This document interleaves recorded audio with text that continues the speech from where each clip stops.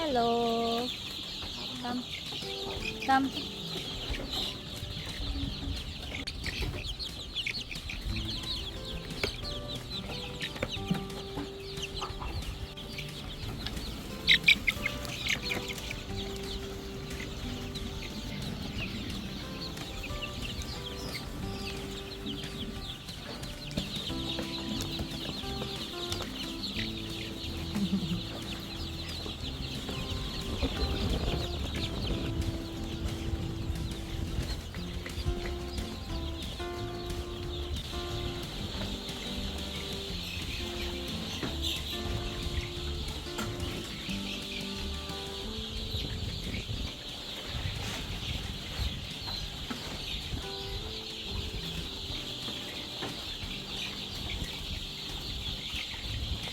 It's a brand new day today. It's Monday.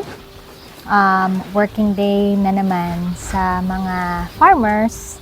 Of course, every day naman lagi nating tinataguyod ang sarili natin. But if you're new to this channel, my name is Pia. I am a retired flight attendant. I used to fly before for over 10 years in the Middle East. Now, I'm back here in the Philippines for good, doing a layer poultry business. Medyo mahangin lang dito ngayon dahil amihan. And right now, nagbabantay lang ako sa mga alaga natin na mga layer. Actually, hindi na sila chicks kasi 1 month na sila today. So, it's their 30th day here sa farm. We have an existing layer poultry. The capacity of our building is 1,500. Now we're adding an additional 1,000. We decided to start growing chicks kasi medyo mahal na ngayon dito yung per head nila. And at the same time, alam namin na paano siya inalagaan talaga. Kasi a lot of suppliers nowadays, sinasabi nga na the age is right, pero yung timbang hindi naman. Kasi dahil sa sobra siguro na mga mahal ng feeds natin, of course, kailangan siguro iba tinitipid nila. So, nangyari na kasi yan sa previous experience namin. So, ayaw na naming pagdaanan yung ganun na experience ulit. So, this is the reason why we started growing our own chicks para alam namin na hindi namin nililimit yung feeds nila. At the same time, we know that they have a complete vaccine. They're fully vaccinated. Kasi ang daming nagsasabi ngayon, oh, it's fully vaccinated. Really? Ang dami kayang sinasabing full. Ay, kung para ka namin sa amin before na hindi masyadong alam ng ganitong business. But we are just 1 year on this business, so we're expanding to 2,500. Medyo may kamahalan kasi yung ganitong type of business, especially if hindi siya backyard. The farm is located somewhere in Negros Oriental, for those who wanted to know. The area is about 1.5 hectares. Lease lang siya, dito siya amin. So, for 10 years to. Ang daming nagsasabi na, you have to, you need to have your own land before ka mag-build kasi sayang daw yung building and all. Guys, 10 years is 10 years. Ang daming mangyayari sa 10 years. Yung 1 year nga lang, ang dami na nangyari. At saka at the same time, by that time, siguro, bawing-bawi mo na yung, yung na-invest mo, diba? Kahit may building pa yan. And this is one of the reasons why we are also not building like those commercial buildings na made of concrete talaga. Kasi alam naman namin na hindi pa namin alam kung magiging amin ba talaga. We're trying our best to actually acquire this land. If not, we will find another farm. Kasi alam namin na this kind of business is really long term. I really wanna try another media. Siguro hindi pa ako ready na to expose myself so much, especially on Facebook. But actually, I think hopefully I'll be able to do that very, very soon. Ang kinakatakutan ko lang talaga is like especially on Facebook, your friends are there. So I just don't want to be judged. For sure, a lot of people would think na, oy, sayang-sayang naman ng trabaho mo before, but mo pinalitan ng pagiging farmer lang.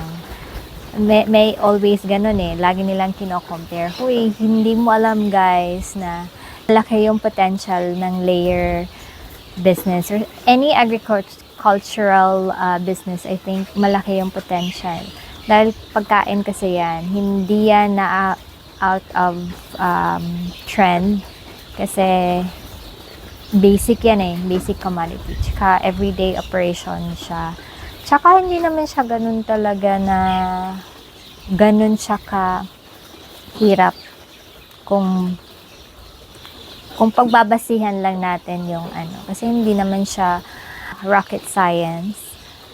Pasensya na talaga guys, ang hirap talagang magtagalog. Kung pwede nga lang, magbisaya na lang job ko. Oy. Pero at the same time, nag-try na ako na magbisaya actually. Parang naguguluhan lang yung mga tao sa akin. So anyway, we'll see how it goes. I'm trying to probably be making a vlog na pure Bisaya lang, pero on a different platform, siguro on Facebook. And dun ko na siguro lahat, I mean, all out ako Bisaya dun. No English and stuff like that. Anyway, it's a very windy day here na I think you can hear it on the microphone. The breeze is so refreshing. Our chicks are growing really fast. We're going to weigh them again today. It's their 4th week. So probably in the next couple of weeks, full expansion na tayo. First time naming mag-grow ng chicks and ang daming negative na sinasabi. Oy, dapat ganito or dapat ganyan. Like I said guys, it's not rocket science. Lahat na pag-aaralan. Yeah, we are really very happy because brooding has been successful. Konti lang yung mortality namin as a first timer ha. So, hindi siya alarming. So that means we've done a really good job. So look at them guys. They are on their 30th day today here at the farm. And they almost occupied like half of the grower house. And a lot of them are eating. As you all can see, they're all in the feeders. Ayan. We've turned off the light as well. So some of them, they're sleeping on the side. So during brooding, on the first few days, they were only occupying this part here. Parang hindi nga nila na-occupy the whole brooder house. Medyo malaki yung brooder house lang nila or brooder space. Tapos ngayon, ayan, konting spacing na lang sa floor nila. They're not even spread out na pala to. Pero may konting space na lang talaga siya. And they are already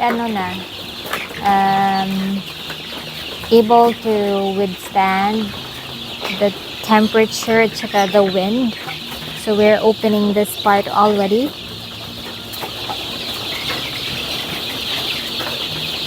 Ganito talaga yan sila pag pag binubulabog mo. So super ingay nila. Dito. Someone wants to get out.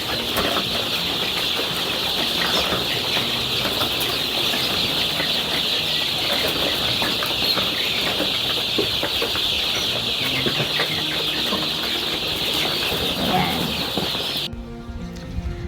We have just finished our lunch. It's already past 1 o'clock in the afternoon here Tsaka, ang sarap ng ng weather ngayon. Hindi siya mainit, mahangin siya. Actually, it's blooming, pero hindi naman siya umuulan. Ayan, so my husband is making this one. Para daw yan sa mga tomatoes, kasi nahilig kami sa mga salad-salad na ganyan. Tapos we have balanghoy, ganyan. I'm not sure what is balanghoy in Tagalog. And then, this is our grower house. Sinara muna namin yung trapal because it's a bit windy inside. Tapos, sila lumilipad. Parang hindi sila magpakalit. And then, that one is also our layer building.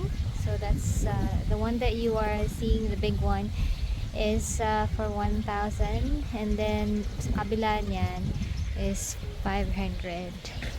So, papasok na tayo ngayon sa grower house. Actually, gusto ko talagang magtambay dito kahit wala namang ginagawa. Just because the wind is parang aliwalas lang.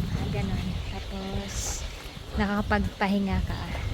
Ako lang naman yung babae dito So, hindi ako komportable masyado pag nasa bahay lang. Look at them. This is how they look. I think they're already hungry at this hour. So, ayan.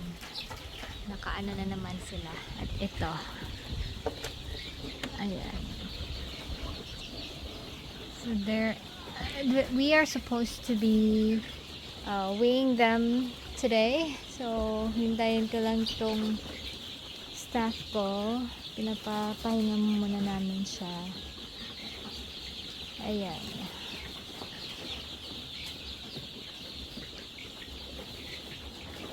Malaki na nila in 1 month time. This is not like broiler, guys. For those who are just asking. Hindi to broiler. Layer to. And it takes time to raise them before tayo mag-harvest. So, it takes 16 weeks before natin sila i-harvest. So, i-change to cage na. So, ganito na sila kalalaki na.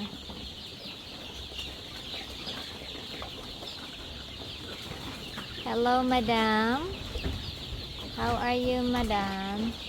They're not really very, masyadong apektado sa wind.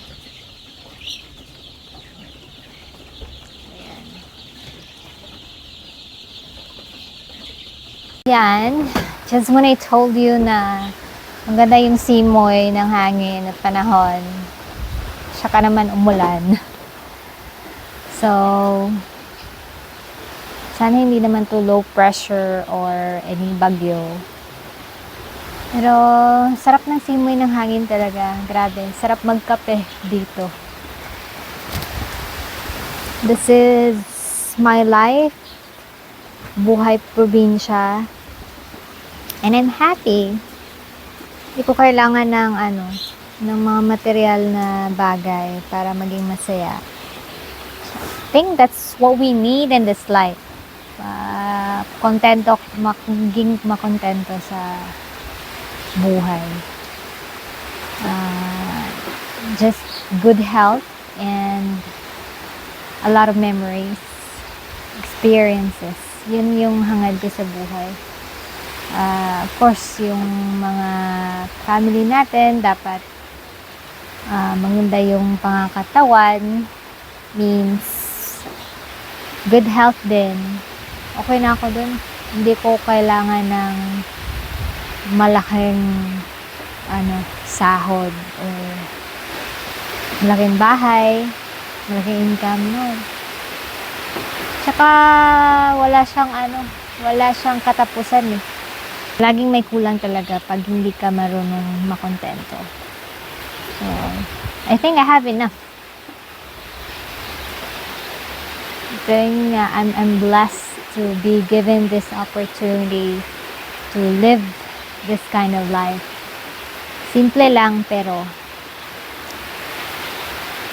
masarap, masaya. Ayan. Baka matutulog ako after na nito. Anyway, I hope you guys are enjoying my videos. Please like, subscribe, and share this video if you want. And I'll probably see you again tomorrow, okay? Bye!